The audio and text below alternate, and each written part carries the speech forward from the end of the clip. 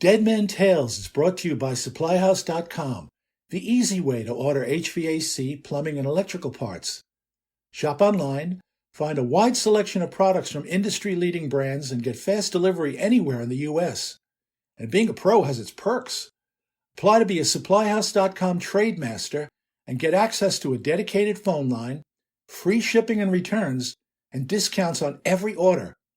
Join the thousands of trade pros already benefiting from their free membership at supplyhouse.com/trademaster. That's supplyhouse.com/trademaster. From heatinghelp.com, it's Dead Men Tales. I'm Dan Holohan.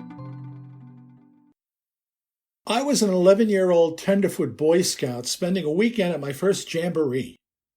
It was just a few miles from where we lived on Long Island, not off in the wilderness. But I was going to sleep in a tent with my buddies and cook on a real fire, and for a tenderfoot, it got no better than that. I was doing all that my scoutmaster told me to do to get our campsite set up, and I was learning all sorts of things. I didn't question him when he told me to go over to a neighboring troop's campsite and ask their scoutmaster if we could borrow their skyhook. I had no idea what a skyhook was, but I was an obedient lad, and I figured the other scoutmaster would know it, and he'd be nice enough to loan it to us. After all, he was a grown-up. "Sir," I said, "may we please borrow the skyhook?" "The skyhook," he said. I just lent it to that troop over there. Go ask them. Tell them Scoutmaster Doug sent you." So I did. And for the next hour or so, I walked the entire jamboree grounds in search of the skyhook that was always just this far out of my reach, forever in the next camp, just over there. I finally returned to my scoutmaster to give him the bad news about the skyhook and how it was nowhere to be found. "That's okay, Danny," he said.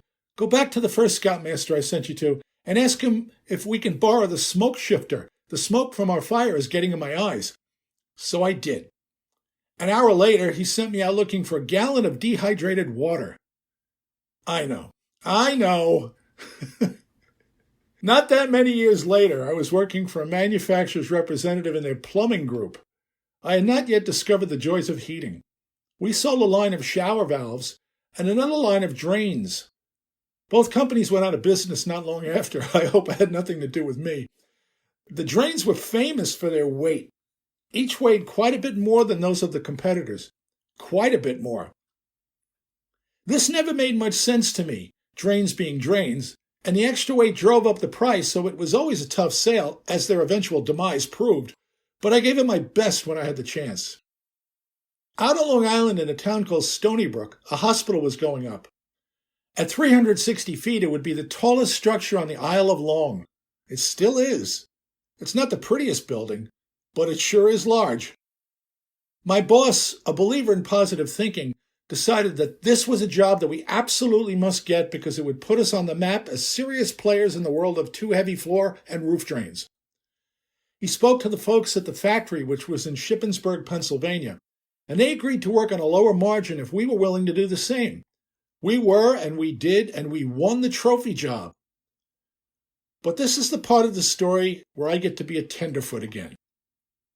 There are a lot of drains in this huge building, and many of them are up there on the roof, 360 feet above terra firma. The factory began shipping the needed drains in stages as the contractor directed. There's not much that can go wrong with an overly heavy drain, so this part went smoothly. Everyone was happy, and I was thinking that my part of the process was more or less over.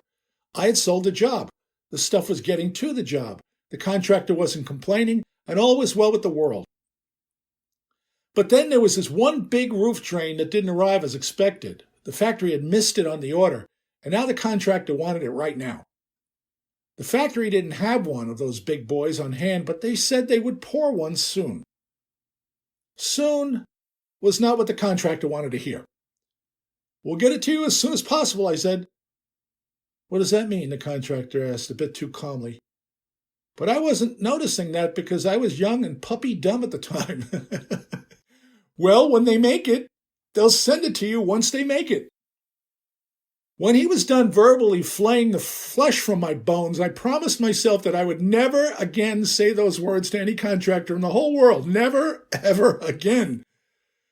I called the factory and begged them to pour the drain now. I explained about the missing flesh and my shattered spirits, and they took pity on me. They would pour it immediately. I called the contractor with the good news, and he asked me when I would have the drain. I said they would ship it on Tuesday. No, they won't, he said. What do you mean, I asked. They're not going to ship it. You're going to go get it. But that's not my job, I sputtered.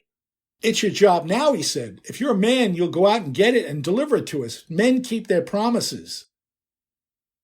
Well, that sure didn't leave me too much choice. I was young enough for the manhood thing to get under my skin. I put on my, oh yeah face. The factory was 4.5 hours away. I left home at 4 a.m. and got there without a problem. They loaded the large, overly heavy drain into the trunk of my car, and I headed back to Long Island. I went straight to the contractor's office with it. I walked right in with my oh yeah face and stood there like a man who keeps his promises. Why are you here? The contractor asked. I have the drain for you, I said. We don't need the drain here, he said. We need it on the job. Oh.